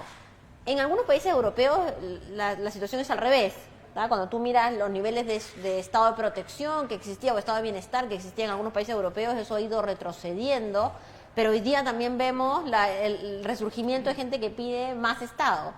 Y creo que ahí está el meollo de lo que tenemos que discutir hoy día en Chile y en América Latina, porque nosotros nos metimos en una ola, ¿cierto?, que era la ola donde creímos que solo el mercado resolvía muchas de las cosas. Y efectivamente eso no es así, bien lo decía Rafael antes. Entonces, ¿cómo hacer para que la discusión, y lo que decía Daniel me pareció muy interesante, esta discusión, por ejemplo, de las 40 horas, es una discusión que puede verse de dos formas. Por un lado, bueno, si es 40 horas, esto va a ser más costo para las empresas, y por otro lado, 40 horas va a generar mayor bienestar para los trabajadores, supuestamente, ¿cierto? Estas dos miradas ha estado generalmente llevado por un solo lado más que el otro. Y creo que ese balance cambió. Y en definitiva, soy de las que cree en el lado, digamos, positivo. Soy de las que cree que el remesón que hemos vivido y que vamos a seguir viviendo, porque lamentablemente esto no terminó, sino que estamos en el marco del proceso, va a permitirnos llevar a un equilibrio mejor. Y sin duda hay que mirar lo que pasó en otros países para ver un poco cuáles pueden ser los derroteros. No todos los países tuvieron un derrotero positivo. Hay que mirar también, por ejemplo, países donde el Estado ha invertido mucho, pero que viven en una situación de crisis permanente. Lo muestra, no sé, Grecia, por ejemplo, ¿cierto? Donde la situación, claro, hay una fuerte inversión estatal, pero hay una situación de inestabilidad enorme. Entonces, creo que ahí tenemos que tener un poco de cuidado en las comparaciones, pero reconocer que como región, y esta es una discusión mucho más larga, también tenemos que mirar estos países si tienen este modelo de únicamente explotación de recursos naturales y venta de recursos naturales. Efectivamente podemos avanzar con un modelo súper fuerte de un Estado sin entrar en lo que otros países han entrado, que es la generación de innovación, de tecnología, otro tipo de oferta, o nos vamos a quedar concentrados vendiendo cobre, salmón, manzanas, no sé, y tratar de generar un modelo de desarrollo distinto? Yo creo que también es otra pregunta que no se ha respondido, y si tú miras, la mayoría de los países latinoamericanos están en ese mismo vértice, más avanzados o menos avanzados. Chile es un país que hace 20 años o 30 años empezó por una senda que hoy día sigue Perú, otros países. Y los otros países están mirando con mucha atención el estallido, están mirando con mucha atención, entre comillas, los arreglos del modelo para saber si este es un nuevo modelo que se redefine o este es un modelo, digamos, que se reconstruye. Yo creo que ahí hay todavía muchas preguntas. Yo diría un par de cosas desde... Gracias. Voy a hacer a propósito restringido en términos que voy a hablar desde la estructura mental de la economía. Cada disciplina tiene sus límites y por eso ninguna por sí sola puede resolver todo. Y yo creo que en este país ha faltado. Yo creo que la economía ha tenido un rol demasiado... No la economía. Sí, la disciplina económica ha tenido un rol demasiado preponderante en la decisión de políticas públicas y eso hace que, yo voy a reivindicar, entre otras razones, por razones pecuniarias, gremiales, la importancia de que el economista esté sentado en la mesa que decide política pública, pero lo que sí creo que nos hemos equivocado es que hemos no solo estado sentados, cosa que es muy importante, sino que hemos tomado la decisión final. Y yo creo que eso se ve un poco en cómo el país ha avanzado. Dicho lo anterior, voy a hablar desde la economía. 3 comentarios muy breves, los títulos por lo menos. Yo creo que voy a ir un poquito para atrás a propósito de lo que decía Lucía. En realidad, yo sí creo en el mercado y creo mucho en el mercado. Y creo que más mercado es mejor que menos mercado. Lo que pasa es que mercado y empresa son cosas distintas. Estoy pensando desde la economía, estoy provocando un poquito. El error que hemos cometido es pensar que pro empresa es lo mismo que pro mercado. Y claro, las empresas no solo son condiciones necesarias. O sea, un mercado con puro Estado no hemos conocido nunca. O es un mercado al menos que no nos gusta mucho. Un mercado virtuoso que genera... Un buen mercado, un mercado sano, es un mercado que tiene empresas, pero que empresas que funcionan bien. Y la política pública tiene que ser, esto lo dijo el The Economist el año 2000, en un número especial a propósito del inicio del milenio. La política pública debe ser pro mercado, no pro empresa. Lo que pasa que, claro, sabemos lo importante que es la empresa como generadora de valor en un mercado que funciona bien. Ya, eso es una primera cosa. Entonces, ¿cómo logra uno que empresa y mercado estén alineadas? Bueno, que lo privado y lo público estén alineados, es como un Estado que hace bien su pega. Por ejemplo, resguardando la competencia. Una segunda cosa que quiero decir, para terminar después con un comentario a propósito de lo tuyo.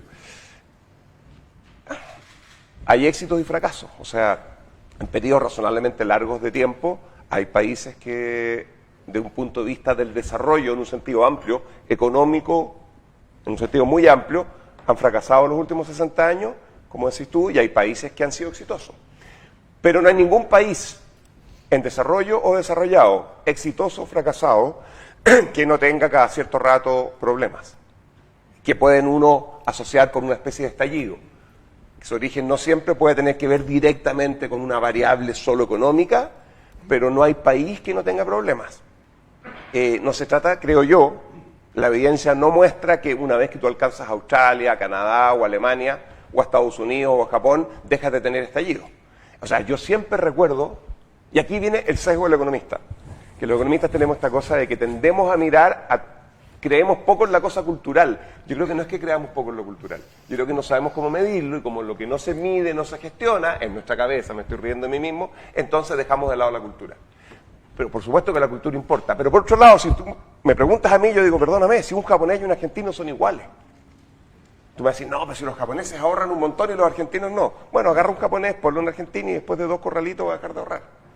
Agarra un argentino, ponle un Japón y después de 15 años sabiendo que no hay corralitos va a empezar a ahorrar. O sea, no es una cosa cultural, genética de que el japonés...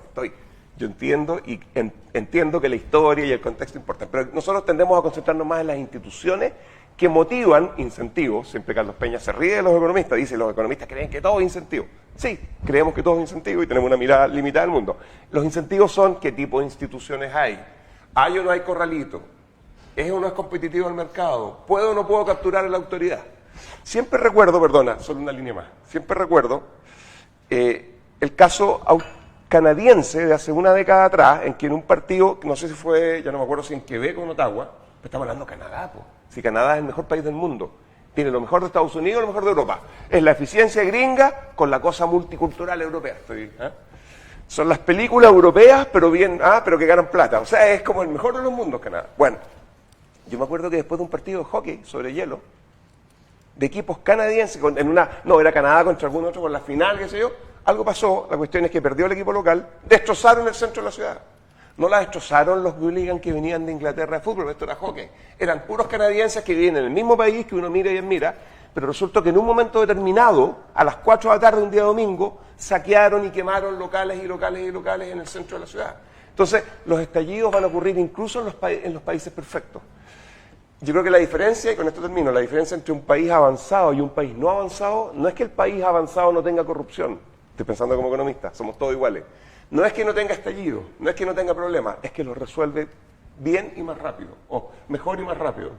Esa es la diferencia. Entonces, pensando un poco en lo que tú planteás, está implícito esta idea de que cuándo vamos a dejar de tener estallido. No, ahora, serán distintos, tendrán distintas explicaciones, etcétera, pero lo que va a diferenciar a Chile en el futuro del Chile actual, si es un país avanzado, es que sea capaz de reaccionar más y mejor desde donde tiene que reaccionar, que es el Estado, para que estas cosas se resuelvan bien.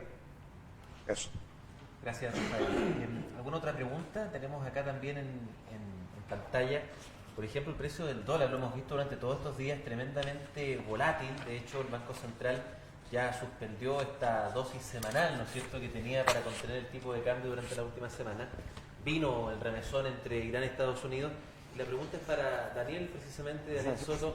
Es súper difícil saber cuál es el destino de todo esto, pero en definitiva, con esta volatilidad, ¿qué podríamos ver hacia adelante, por lo menos en el corto plazo? Meterse con el dólar es bien difícil. A ver, lo que vimos después del estallido social, después de que se metió el Banco Central, es que el dólar llegó aproximadamente a 800 y eso se juntó con un panorama internacional que era bastante benigno. Y vimos que el tipo de cambio cayó hasta 746 en la semana de la Navidad, aproximadamente. Después de eso vimos que el Banco Central, yo creo que tiene que haber dicho, mira, ¿sabéis qué? Acá ya no hay mucho sentido de que sigamos interviniendo. La intervención fue una intervención bastante fuerte, o sea, fueron 10.000 millones de dólares, fue un 25% de la Reserva Internacional, o sea, se la jugó con todo.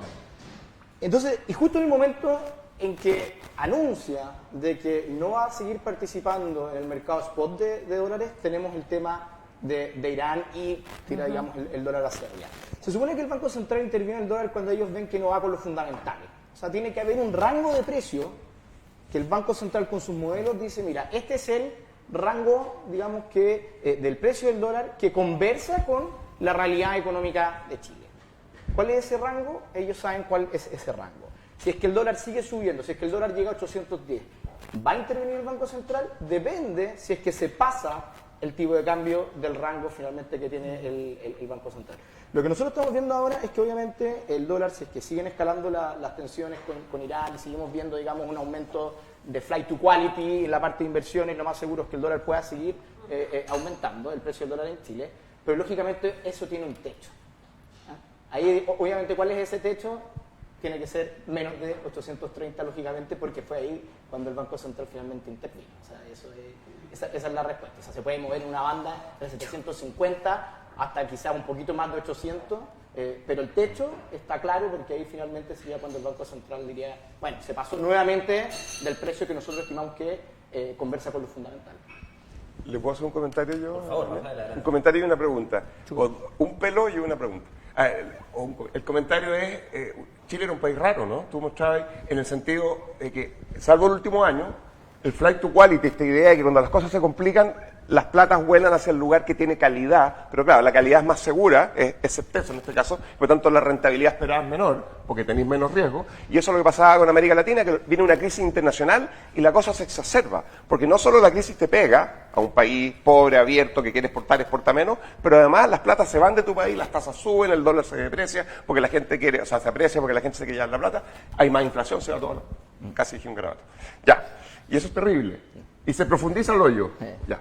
Y Chile no, pues Chile era un país que, porque igual los inversionistas tienen que estar siempre diversificados, las platas venían para acá, entonces quedaba la embarrada afuera, nos pegaba, pero nos pegaba menos porque aquí las tasas bajaban, la inflación, el dólar bajaba y por tanto la inflación estaba contenida y como que de alguna manera.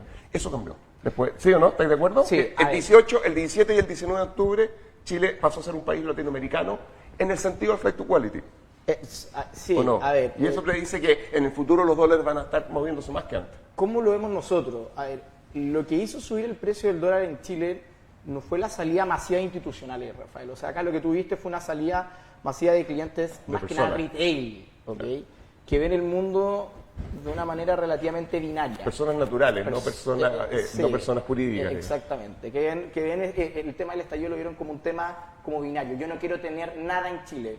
Entonces tú le preguntabas, pero señor, usted tiene su plata en un fondo mutuo que invierte en bonos del Banco Central. ¿Usted cree que el Banco Central del Chile no le va a pagar? No, yo creo que sí me va a pagar, pero yo no quiero tener nada en Chile. Entonces, Se llevaron los APB, que tienen un impuesto no sé cuánto, ¿sí o no? Esa plata no va a volver más, porque con lo que pagaron de impuestos. Yo creo que sigue siendo Chile, para la mayoría de los chilenos, o sea, en el tema de la renta fija, sigue siendo un refugio válido. Lo que pasa es que hay ciertos momentos, como el que tuvimos ahora en el estallido social y el que tuvimos también para la crisis subprime. En la crisis subprime la gente quería tener la plata también en el colchón. Fueron los dos momentos en que nosotros hemos visto caída de la renta fija de aproximadamente 3%, 4%, digamos, durante un mes. Entonces yo creo que, y quiero pensar también así, que esto es un one-timer. Que nosotros no hemos perdido esa calidad, por lo menos el inversionista local, de ser un flight to quality. Y otra cosa, durante noviembre y diciembre, la entrada de flujos al ETF de Chile que transa en la bolsa de Nueva York fueron los más altos desde el año 2010. Eso es plata internacional directamente. ¿Okay? El objetivo, por lo menos oficial del Banco Central, era reducir la volatilidad del tipo de cambio, al menos en el mercado spot. Y por ejemplo, anteayer, cuando el dólar subió 16 pesos,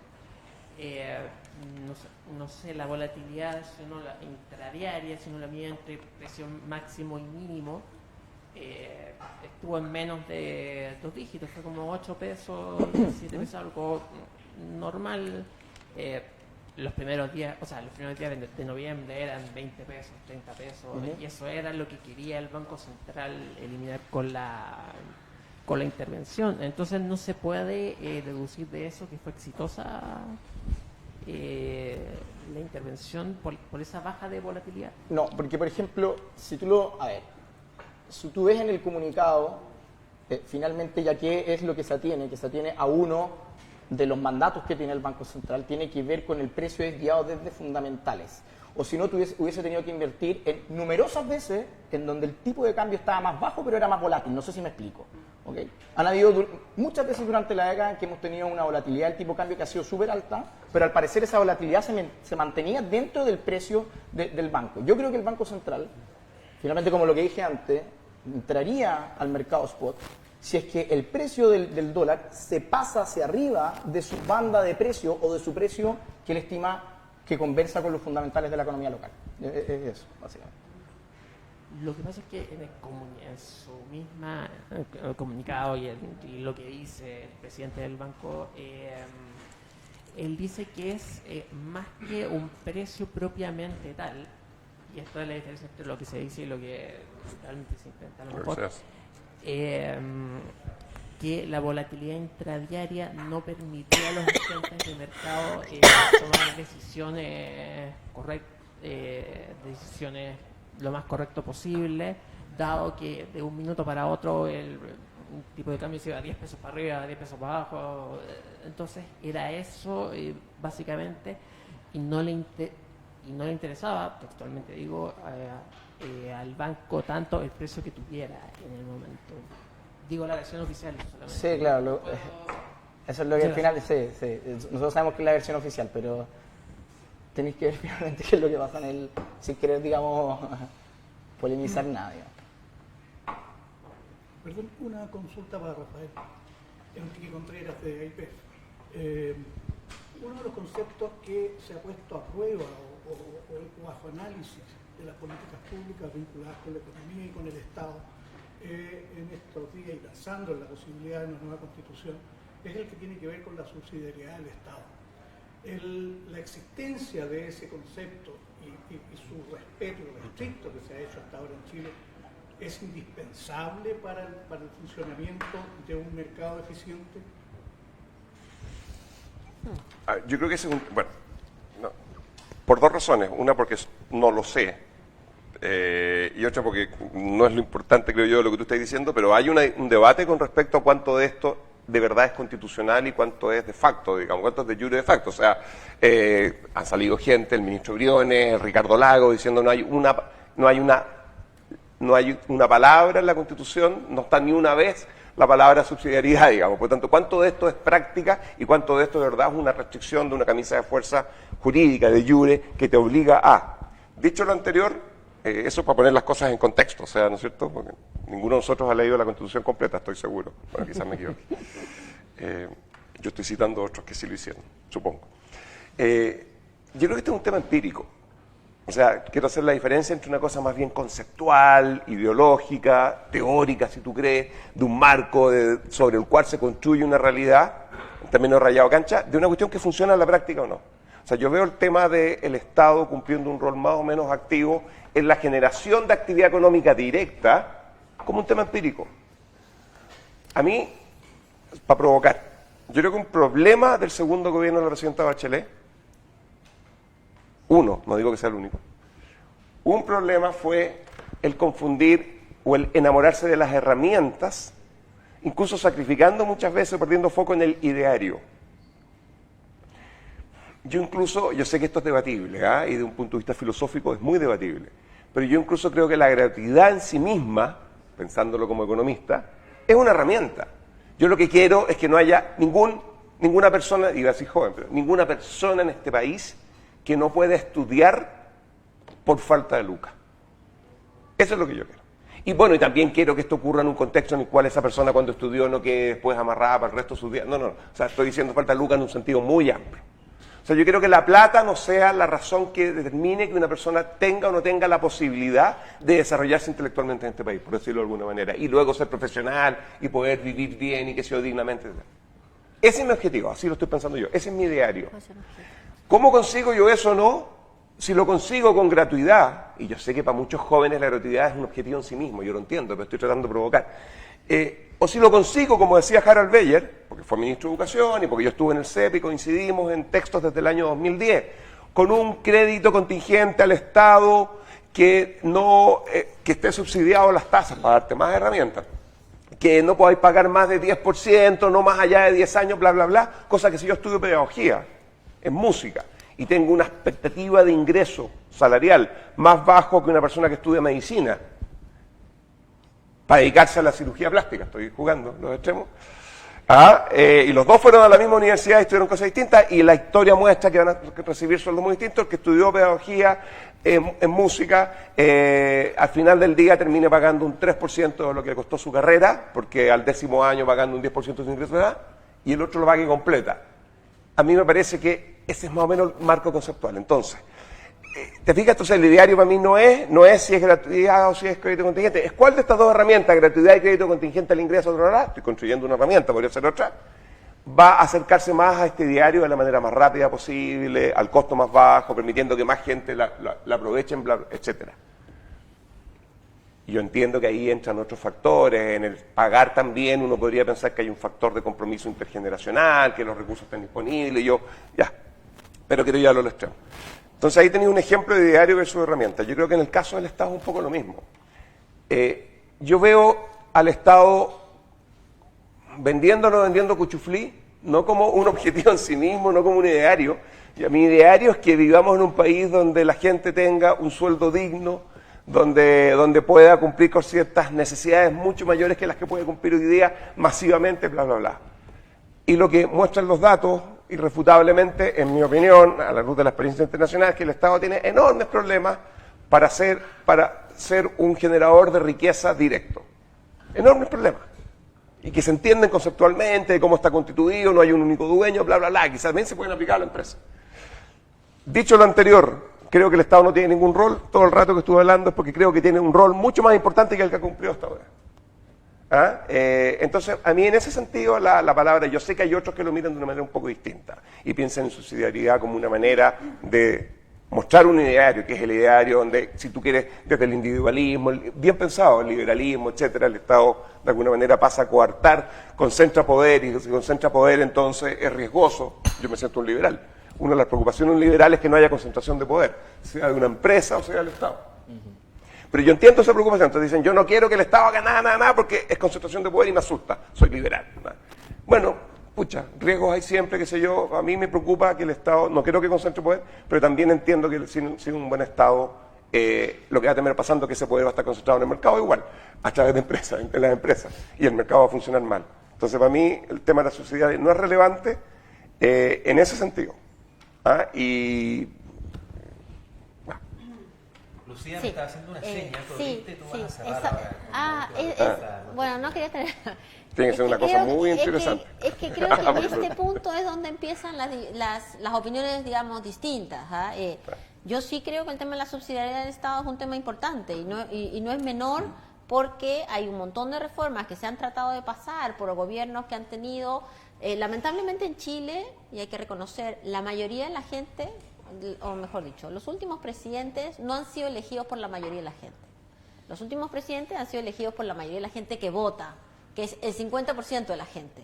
Y parte del mundo de los alienígenas es porque uno nunca miró ese otro 50%. Y estaba tranquilo que la mitad del 50% votaba por uno, o el 70% de ese 50%, ¿ok? Entonces, creo que una de las cosas que tenemos que mirar es cuál ha sido el rol que ha tenido el Tribunal Constitucional, más allá de que está binominalizado, que tal vez sus integrantes no son los mejores, en fin, ha tenido un rol de parar un montón de políticas públicas propuestas por gobiernos elegidos por lo que sea que eran la mayoría de los que votaban, que buscaban un rol distinto del Estado.